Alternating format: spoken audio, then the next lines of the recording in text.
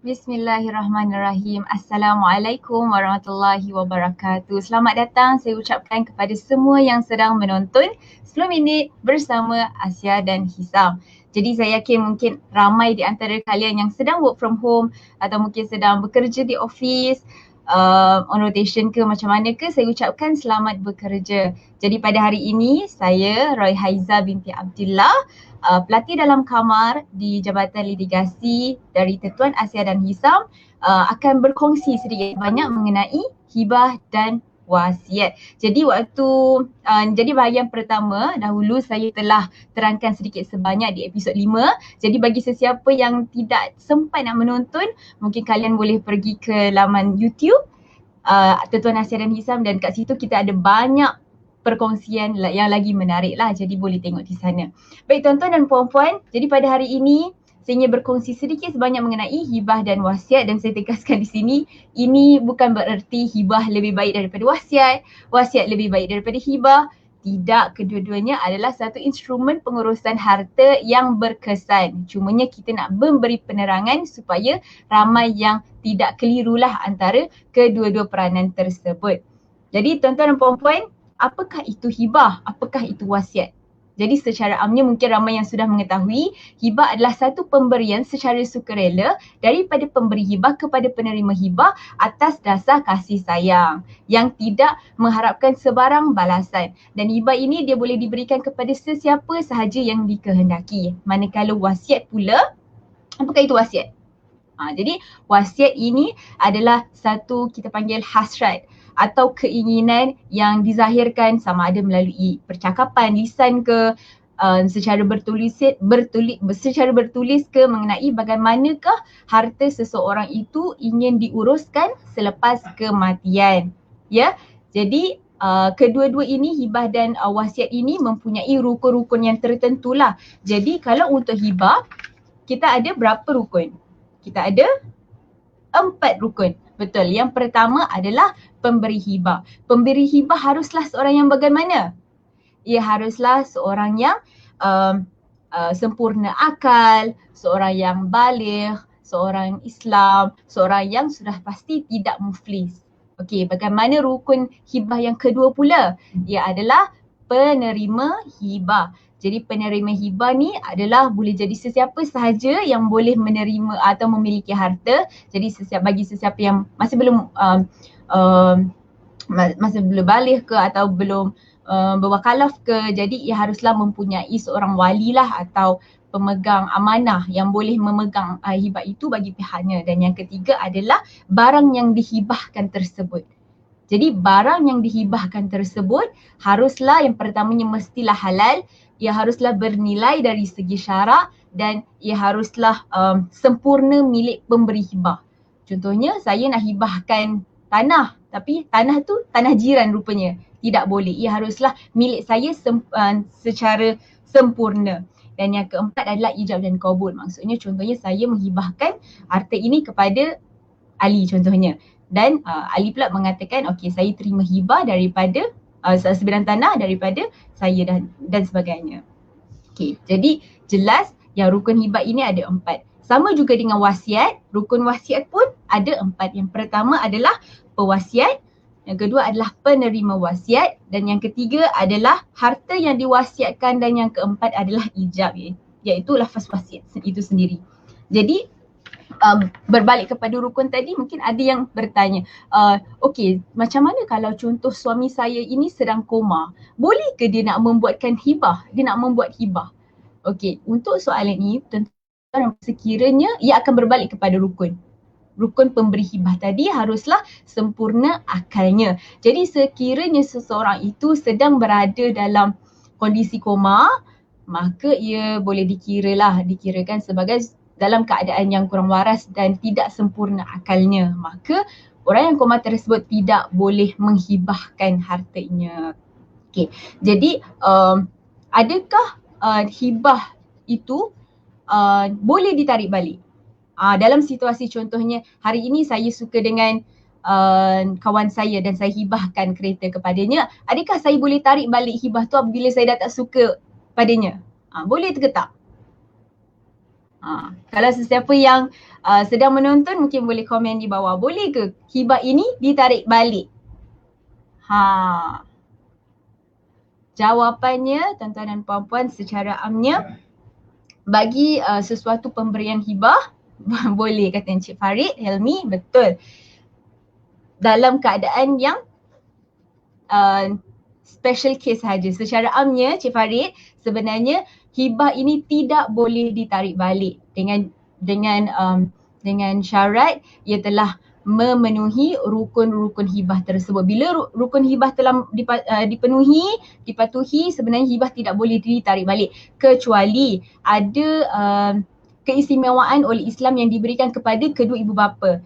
Ibu bapa dia boleh menarik balik hibah tersebut sekiranya dia kehendaki. Kerana apa? Kerana ibu bapa ini lebih mengenali situasi dan perkembangan anak-anak. Jadi secara amnya tidak bolehlah. Bila kita dah bagi seseorang itu, maksudnya tak boleh. Ya Cik Aziz, saya nak tarik balik buruk siku, betul. Buruk siku, bukan beruk siku ya. Okay, baik Tan. Jadi sekiranya macam mana kita nak buat hibah ini? Apakah antara proses nak buat hibah? Kita selalu dengar tapi kita tak tahu macam mana prosedur untuk nak buat hibah. Jadi yang pertamanya kita haruslah mesti cukup rukun hibah. Dan yang kedua, haruslah sediakan dokumen hibah atau wasiat itu secara bertulis. Dan seeloknya tuan-tuan dan puan-puan haruslah melantik peguam syari'i atau firma guaman ataupun pemegang amanah yang boleh menguruskan dokumen hibah tersebut. Dan yang ketiga, dokumen hibah atau wasiat tersebut haruslah lengkap rukun tersebut dan haruslah mempunyai saksi. Jadi dokumen ini akan menjadi hitam putih lah bukti. Kalau kita setakat cakap pakai mulut, benda tu pun akan memberi risiko lah pada masa akan datang. Jadi haruslah didokumentasikan.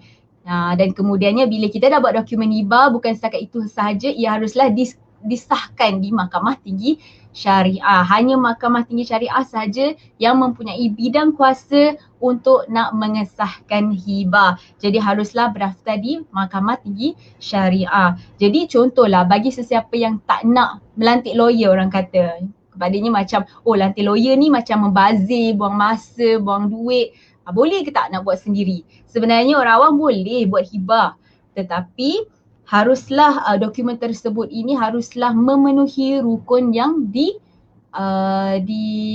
dipinta oleh rukun syarat dan juga mahkamah.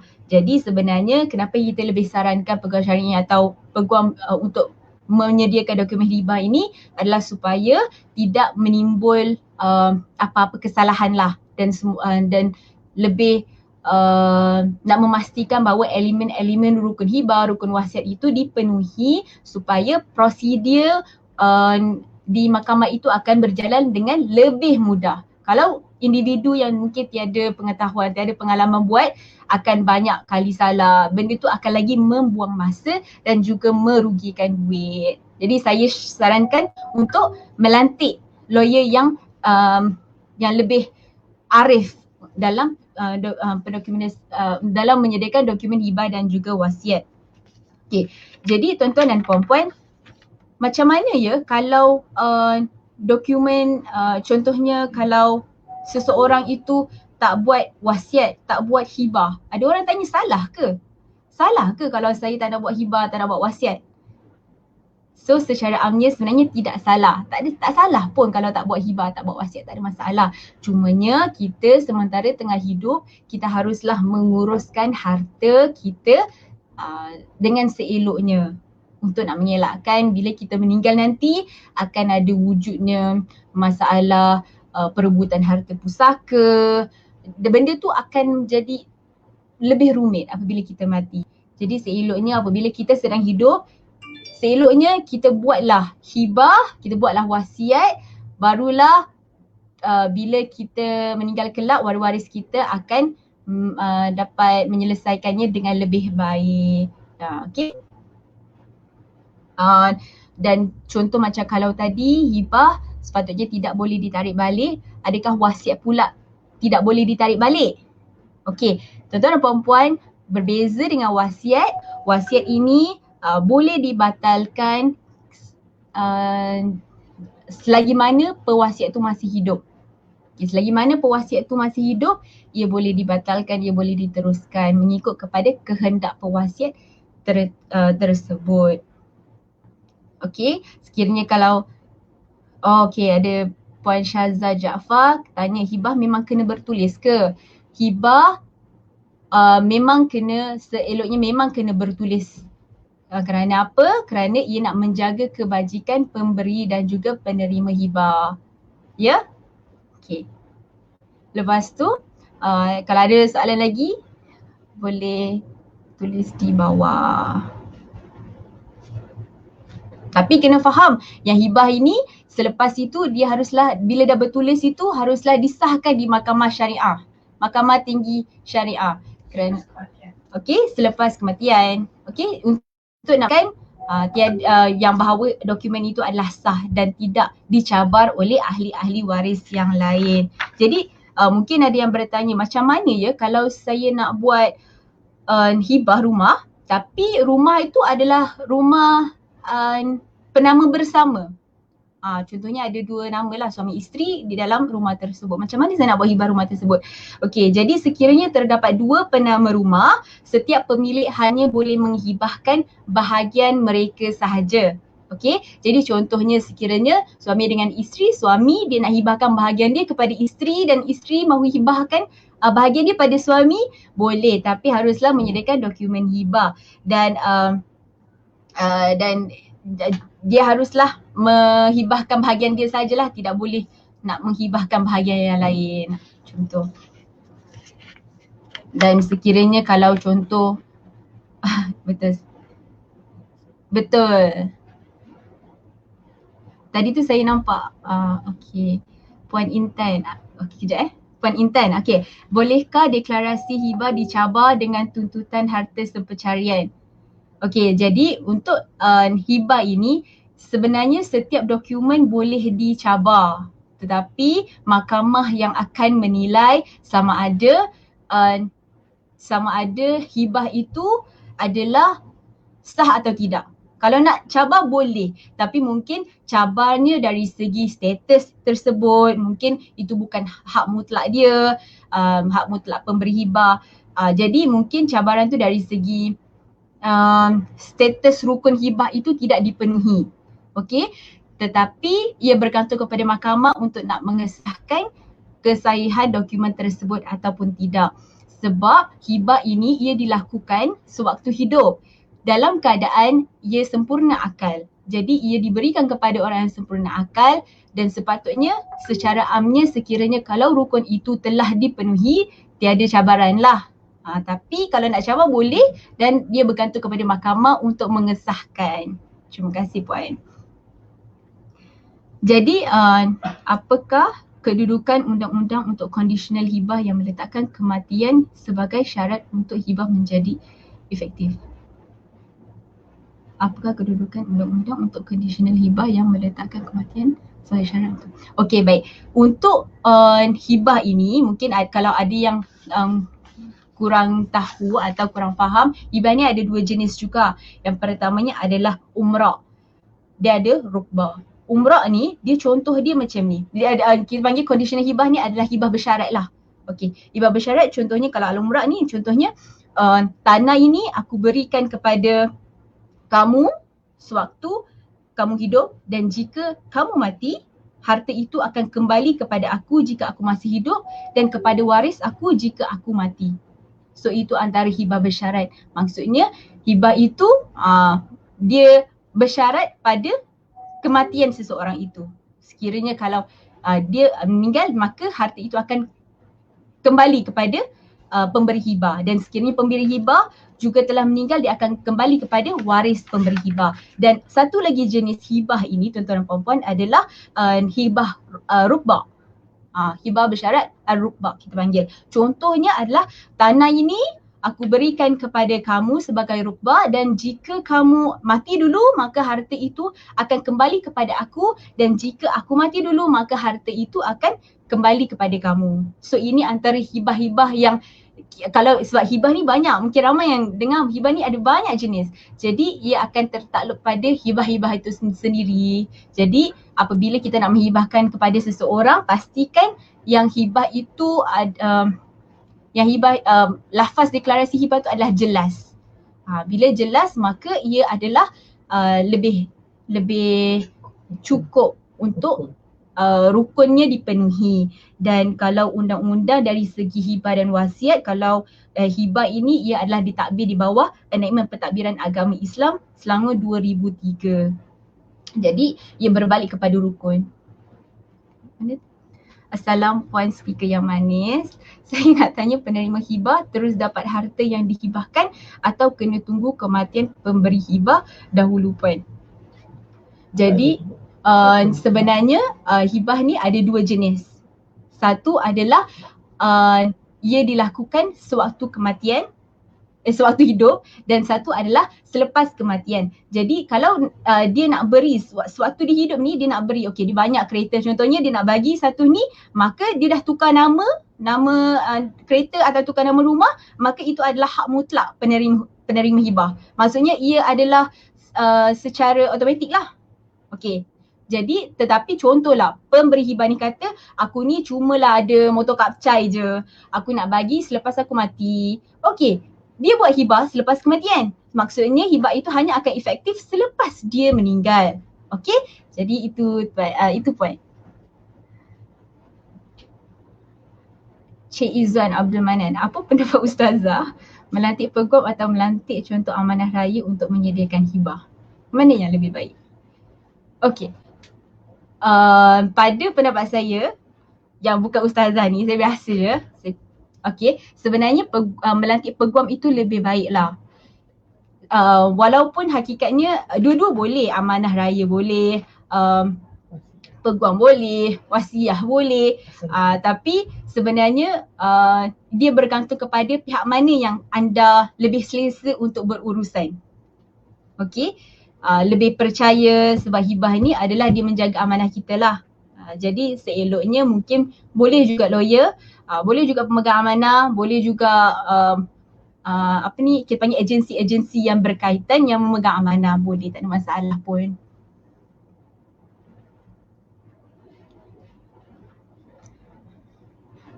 Puan Intan, harta yang masih dicagar kepada pihak bank dihibahkan kepada penerima hibah semasa hayat pemberi. Bolehkah harta yang masih dijaga kepada pihak bank dihibahkan kepada penerima hibah semasa hayat pemberi?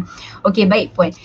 Terima kasih di atas soalannya. Untuk hibah yang kita panggil rumah lah, contoh rumah yang masih dicagarkan. Maksudnya apabila rumah itu dicagarkan, ia masih berada dalam tempoh pinjaman bank. Bila masih dalam tempoh pinjaman bank, secara teknikalnya bank merupakan pemilik bersama dengan puan. Jadi rumah tersebut secara umumnya sekiranya masih bercagar, ia tidak boleh dihibahkan kerana ia berbalik kepada rukun barang yang dihibahkan itu haruslah milik mutlak pemilik. Tetapi sekiranya contohnya macam rumah yang masih dalam tempoh pinjaman bank yang masih bercagar, ia haruslah mempunyai insurans, contohnya MRTA, MRTT yang penuh lah. Ia memberi jaminan kepada pihak bank bahawa sekiranya terjadi apa-apa kepada diri kita, maka hutang tu akan diselesaikan. Tetapi contoh kalau rumah itu tidak bercagar, tak ada masalah, ia boleh diberikan atau dihibahkan semasa hidup.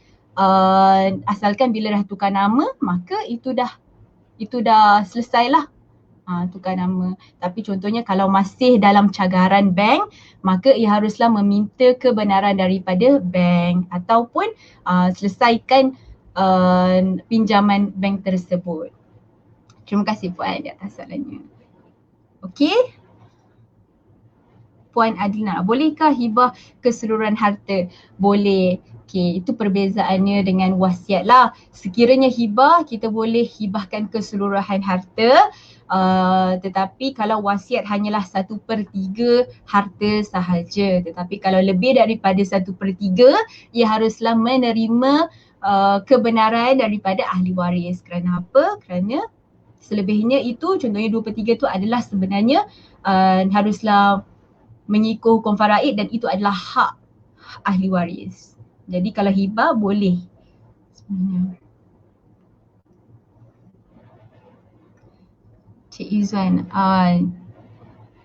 melebihi 1/3 dan betul. Jadi wasiat tidak boleh melebihi 1/3 kerana ada limitation lah, kerana 2/3 tu adalah ahli waris punya bahagian. Jadi kalau nak melebihi 1/3 nak membuat wasiat boleh, dengan syarat haruslah mendapat kebenaran daripada semua ahli waris supaya tiada timbul pertelingkahan atau perebutan harta kelak.